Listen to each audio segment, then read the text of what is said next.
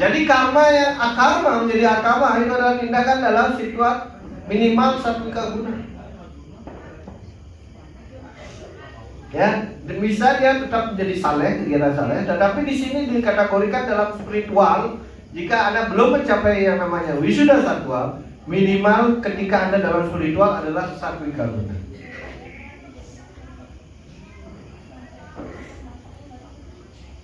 Clear? Kadang-kadang kita sedang melakukan itu, kadang-kadang ego jadi menganggap diri sudah mati. Itu ketika ego itu tidak termasuk dalam satu guna, dia masuk dalam kategori tamasa guna, rajasik dan tamasa guna campurannya.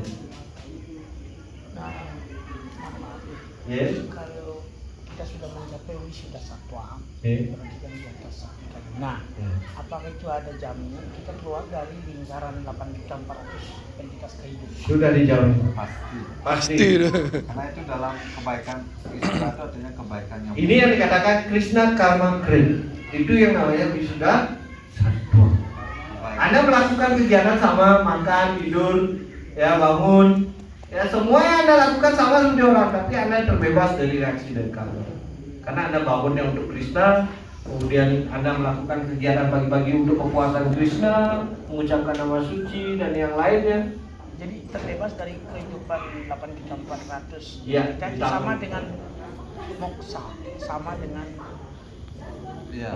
kembali. Kita mengatakan moksa di sini adalah tidak di dalam bakti itu moksa ini bukan yang menjadi yang utama, tapi moksa adalah pembebasan pemahaman bahwa dia terbebas dari sifat alam material. Kalau moksa dalam poin ini, itulah yang diambil oleh para Vaishnava. Ya, terbebas dari reaksi-reaksi yang sebenarnya dikatakan moksa di sini Krishna Karma Grade. Jika Anda melakukan satu kegiatan tapi tidak terkena reaksi, dia dalam keadaan state moksa. Ya, kenapa saya harus bilang?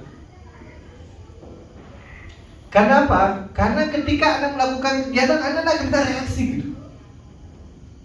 Orang moksa itu artinya apa? Dia tidak lagi terkena reaksi dari dunia material ini gitu. Tetapi yang kita cari bukan hanya sampai level moksa ini, tetapi dia harus lagi ya, terbebas seperti kemarin nasocati nakang sakti.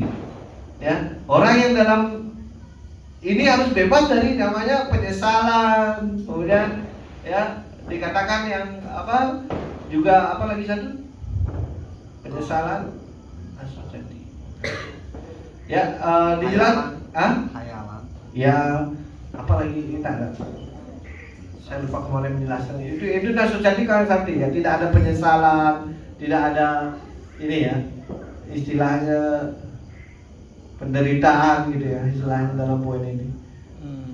Ya artinya gini, ketika pada level yang moksa ini mereka sudah terbebas dari kalau orang memberikan apa hinaan, dia terbebas dari itu karena dia tidak ada lagi yang dicarinya di sini.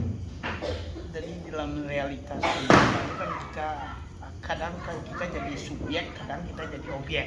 Ya karena gini ya, kalau pemahaman Tapi kalau sebelum kita ketemu dengan teman yang kita anggap secara levelly dia dimensinya lebih tinggi dari kita, terus kita dijadikan objek, ini bagaimana? Apa ini tidak memahami yang namanya lingkaran 8? tidak, kalau dalam moksa itu seorang akan mengerti posisinya yang harus dilakukan. Itu membedakan. Dia kenapa bertindak untuk membantu roh yang lain lagi untuk maju dalam spiritualnya. Ya, dalam moksa di sini sebenarnya kalau Anda kan ada, kita harus hilangkan dulu paham moksa ini ya. Moksanya ada yang juga di Bali kan kita mendengar ini ya. Ketika moksa itu cirinya dia ada yang apa moksa yang raganya aja di sana, ada sekalian juga badannya ya menghilang gitu. Ya kita tahu di poin-poin itu saja, tetapi sifat yang orang pada moksa ini yang kita harus ketahui. Itu yang kita tidak ketahui secara mendasar, dan itu yang dijelaskan di Srimad Bhagavatam. Salokya moksa. Ya. Tadi moksa, parama moksa. Ya kita mengetahui itu, tapi karakteristik orang yang dalam moksa ini yang sebenarnya terbebas dari alam material ini. Ya dia bebas dari rasa rasa ketakutan, bebas dari ini abai, Ya itu dijelaskan kualitas ini ya, toleransinya begitu kuat ya, tidak harus memandang hinaan dan pujian itu adalah dalam state yang sama gitu. Ya, pandita sama darsina. Ya, ketika orang melihat dalam posisi ini, maka dia sudah dibebaskan. Baca bukan kita. Ya, pandita sama darsina. Melihat gajah, orang pemakan daging dalam tingkatan yang sama, apa perbedaannya? Maka di sini dikatakan kita harus mencapai pertama terbebas dari dunia material ini, sehingga terbebas dari penyesalan, penderitaan, ya. Dari hal-hal ini kita harus segera keluar dari poin ini. Tapi maka yang dianjurkan ketika Anda lakukan minimal dalam tindakan yang Anda lakukan adalah dalam satwika guna. Kita tidak menganjurkan, belum menganjurkan ke hal yang sudah satwa begitu. Kenapa? Kalau Anda tidak memenuhi syarat sampai satwika guna ini, maka wisuda satwam ini nggak mungkin terjadi gitu. Ya, itu adalah batu loncatan untuk mencapai namanya wisuda satwam ini gitu.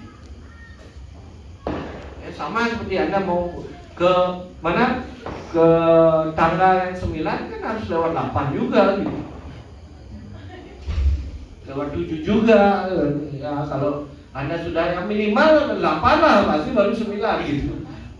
Jadi proses itu harus dilalui. Iya, itu harus dilalui gitu. Dan ini tidak bisa digantikan prosesnya.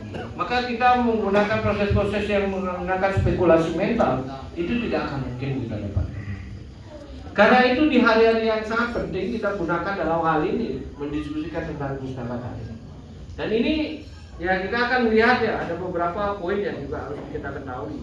Ya, ciri dari satwika guna ya, kebahagiaan yang datang diawali kadang-kadang pada awalnya ya, yang terbaik wahai Mahabharata. Sekarang dengarkan dari diriku bahwa 3 jenis kebahagiaan yang didapat dari roh yang terikat, yang ingin menikmati, di mana kadang-kadang ya pada akhirnya akan menimbulkan segala penderitaan. Ya.